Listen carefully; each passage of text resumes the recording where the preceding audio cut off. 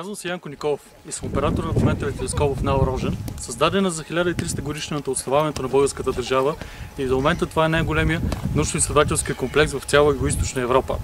Освен научни изследвания, каквато е целта на всяка една професионална обсерватория, тук се провеждат и студентски практики, летни школи по астрономия за ученици. Тук, през малките телескопи, за първи път стотици посетители поглеждат към звездите през телескоп.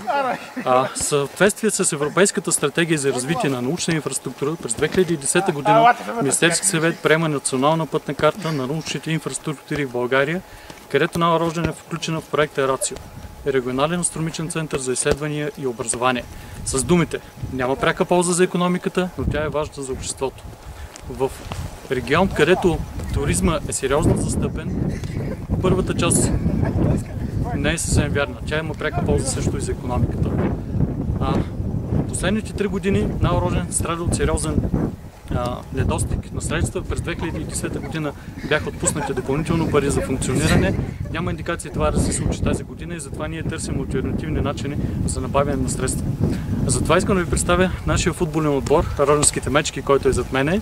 Идеята ни е чрез продаване на телевизионните права и с продаване на билети да си допълваме бюджета на обсерваторията. Той е съставен от млади учени и докторанти. През деня са тренировките, а нощно време ще бъдат самите наблюдения и нашите изследвания.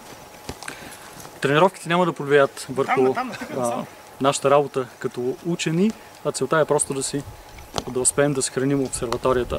България има потенциал да развива астрономия. Само на последната олимпиада по астрономия ние имаме 6 медала спечелени преди няколко седмици в Южна Корея.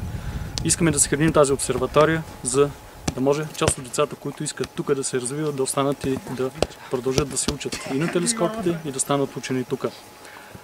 За нашия първи матч искаме да поканим отбора на Бистришките тигри, като телевизионните права за самия матч и билетите ще способстват за функционирането на обсерваторията и допълнението на нейния бюджет.